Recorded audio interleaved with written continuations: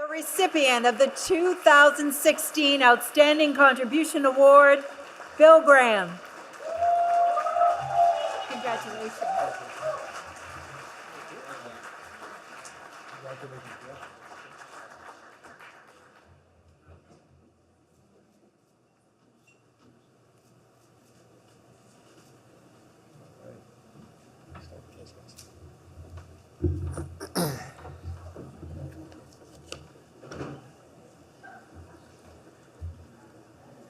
Well, thank you.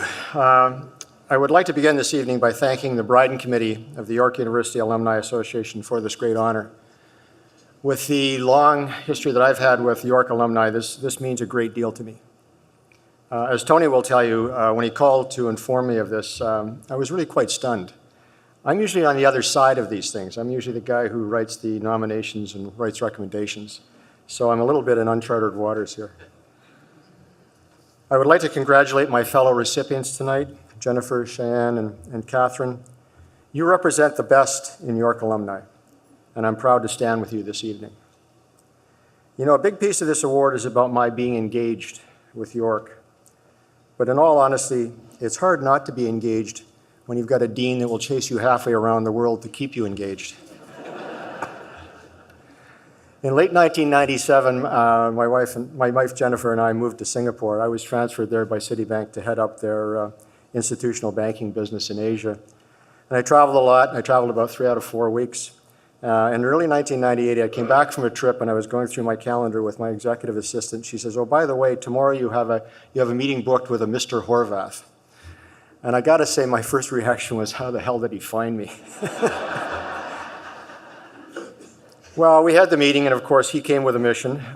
He wanted to set up a Singapore chapter, and he also wanted me to help out with alumni in Asia, especially since I was traveling around Asia on somebody else's dime. You don't say no to the dean because, quite frankly, it just prolongs the agony. So I agreed. And by the way, if you think that there is an expiry date in these commitments, I'm still traveling around Asia meeting with alumni 18 years later, but I love it. Now, the lesson that came out of that experience was that I came away with a lot more than I expected. I developed great new friends in Asia, including people like fellow alumni Jeff Halpern and Greg Powell, who now actually live here in Toronto. And as my experience grew with the broader alumni, it started to build for me an incredible global network.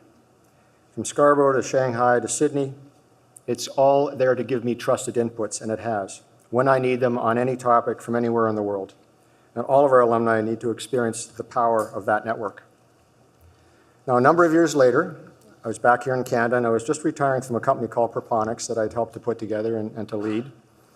We've been bought out by what is now CGI, and I was heading home on my last day. And I actually hadn't told anybody about when this was going to be, but I get home, and 40 minutes after I got home, I get a call from the dean's office. Dean Horvath understands that you have retired. And he'd like to set up a meeting to talk about some things, now plural, that he'd like you to consider. And the man's intelligence system puts CSIS to shame. Now, in this case, I got smarter, and I negotiated a standstill agreement with him for a few months so that I could actually enjoy a few months of retirement before I started those things. Now, one of those things that the dean wanted me to get involved with was to join a new board of the YUAA. It was being put together to restructure and rejuvenate the Alumni Relations Division of the university. And for the first time, that gave me the opportunity to experience the wider university. Typically, when you do a graduate degree, you really don't get the same overall exposure to the university as you do through an undergraduate degree. Experiencing York allowed me to see how far this young but large university had come. It also gave me an understanding of the foundation and strength of what York had become as an institution. Under the leadership of people like Dr. Shukri, York has acquired all of the key attributes of a great university: visionary leadership, strong faculty, amazing students, modern facilities, and successful alumni. Hundreds of thousands of successful alumni. But it also had one more thing. Other universities have it as well, but York, to me, has so much more of it, and that is that York has a soul.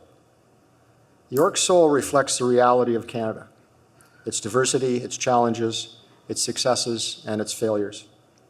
In addition to the in-class content that it provides through the various programs, it also provides a real-life education to all of its stakeholders on the many issues of community and society.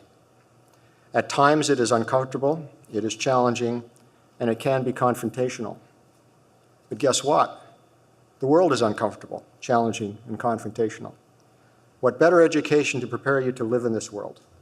Not only to live in this world, but to succeed in your chosen direction in this world and to make a difference in society.